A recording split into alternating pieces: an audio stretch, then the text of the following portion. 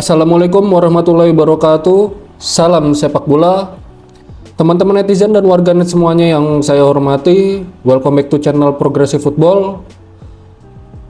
Semoga teman-teman dimanapun kalian berada sehat semuanya ya, di keluarga teman-teman juga sehat semuanya. Oke, seperti biasa, sebelum memulai video ini, gue akan mengingatkan untuk kalian ya, jangan judi atau judol karena itu bisa membahayakan diri kita dan keluarga kita, bisa merusak diri kita dan merusak keluarga kita.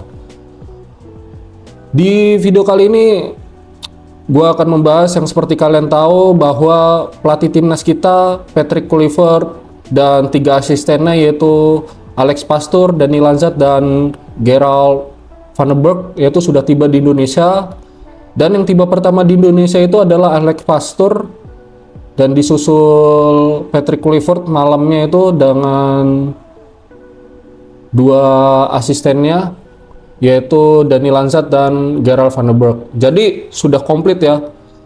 Mereka berempat Fantastic Four ini sudah datang ke Indonesia, yang sebelumnya mereka memantau pemain-pemain timnas kita yang bermain di luar, yaitu ada Tom Haye, dia memantau Tom Haye, yaitu Alex Pastoor sendiri langsung memantau Tom Haye, lalu memantau Mads Hilgers, memantau Eleanor Renders, Dani Lanzat, dan memantau pemain-pemain lainnya Ragnar Ortmangun, Kevin Dijk.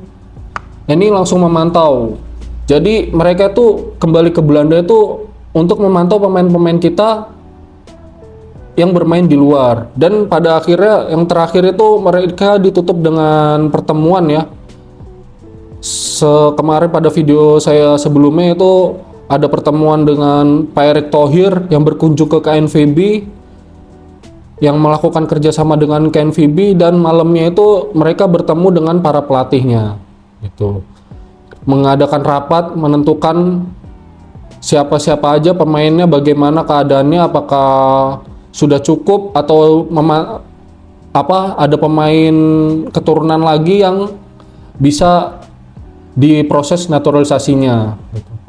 Seperti yang kita tahu, yang akan disumpah yaitu Ole Romeni, Dion Max, dan Tim Gaypens. Ini akan disumpah di Inggris bertiga ini secara bersamaan. Semoga aja pemerintah kita, Kemenkumham, cepat mengirimkan timnya ke Inggris ya.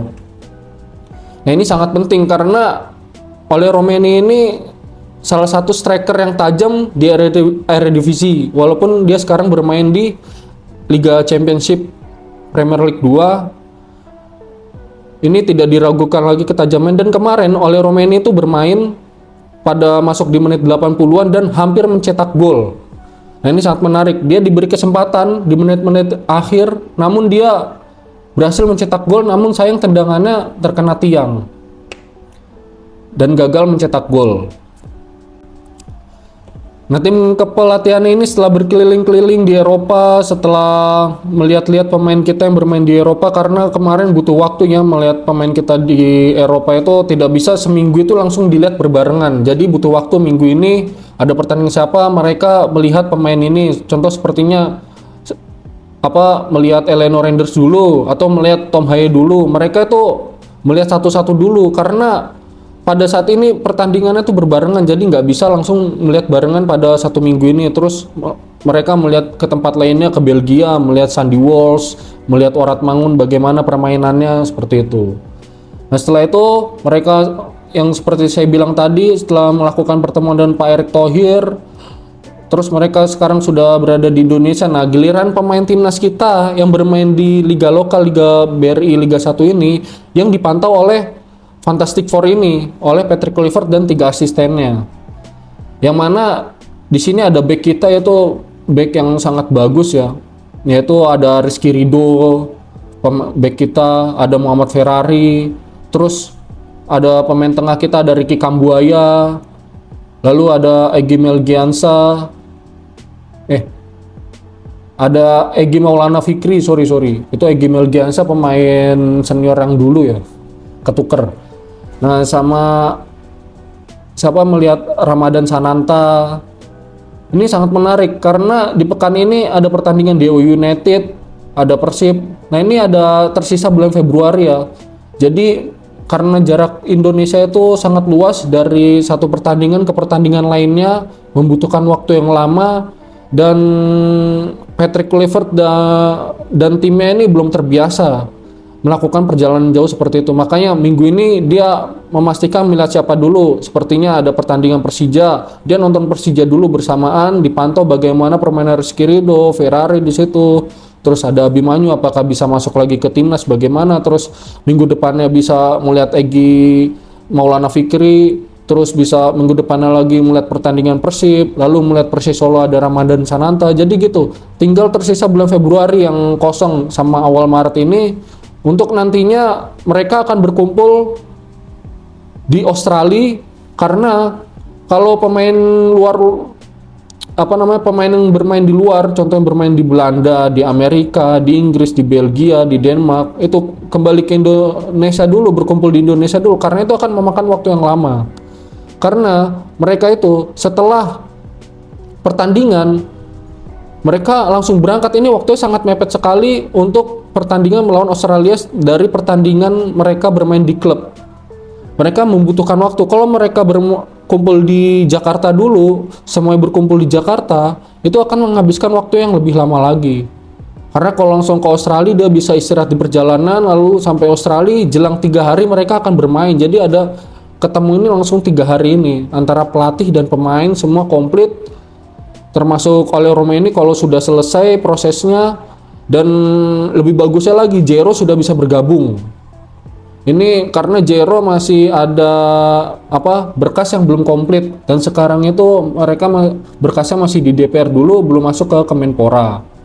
Ini sangat bagus. Jadi kalau semuanya komplit berkumpul di Australia, latihan sekali 2 kali terus langsung membahas taktikal, ini sangat bagus. Jadi sangat menghemat waktu yang ada agar pemain mempunyai waktu istirahat yang cukup.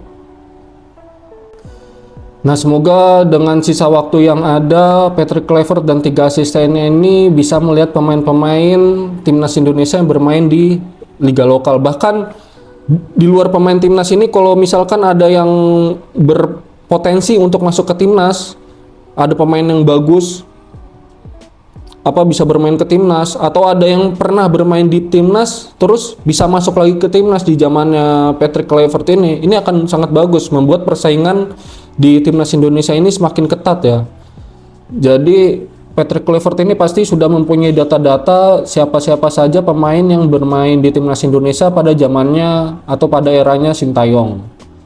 Nah, ini kita melihat yang sudah lama tidak dipanggil seperti Abimanyu, Adam Alis, Mark Klok, terus Hoki Caraka ini kemarin masih dipanggil, cuman beberapa pertandingan Hoki Caraka di PSS Sleman tidak bermain ya. Beberapa kali tidak bermain. Lalu Ramadan Sananta ini lagi perform sekali nih di Persis Solo, sangat bagus. Dia bisa membuka ruang untuk rekan-rekannya yang untuk mencetak gol. Tapi sayangnya kemarin pas waktu melawan Persija, Persis Solo akhirnya seri ya dengan skor 3-3. Ini sangat disayangkan. Ini untuk komposisi timnya ini, apakah nanti sesuai dengan keinginannya yang pemain-pemain dilihat ini, apakah sesuai dengan keinginannya Alex Pastoor, Dani Lanzat, Gerald Van der Berg, dan Patrick Kluivert, ditambah pasti yang melihat duluan ini ada 2 asistennya lagi yang dari lokal, yaitu Kurniawan Dwi Yulianto dan Rafael Maitimo. Ini yang sudah hafal dengan sepak bola Indonesia, apalagi mereka ini senior-senior timnas dulu, lalu mereka dipanggil kembali setelah mereka dipilih untuk membantu pelatih timnas kita.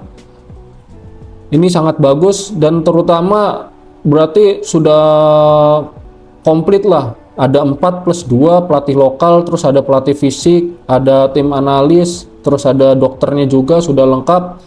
Ini untuk memantau dan mulai bekerja. Semoga hasil kerja, hasil pengamatannya Patrick Kluivert dan timnya ini tidak sia-sia ya untuk membawa timnas kita menang melawan Australia. Semoga aja dia menang atau seri, tapi kita optimis tetap menang. Tapi Patrick Kluivert tetap menargetkan 4 poin, yaitu seri di Australia dan menang di kandang. Apabila kita mendapatkan 4 poin, kalau bisa 6 poin, ini akan sangat bagus, menjadi model yang bagus karena bisa berada di peringkat 2. kita di bawah Jepang, lalu kita bisa menang melawan Cina di Indonesia lagi, ini sangat bagus.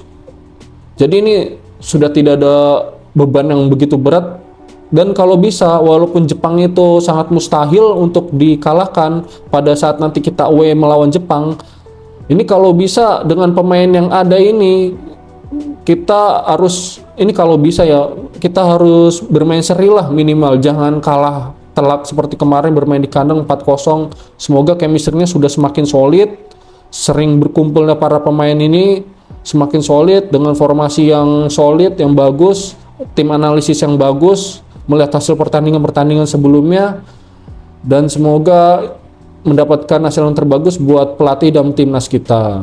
Jadi sekian berita dan informasi dari Progresif Football. Jangan lupa like, komen, dan subscribe untuk membantu perkembangan channel ini. Gua Iqbal dan ciao.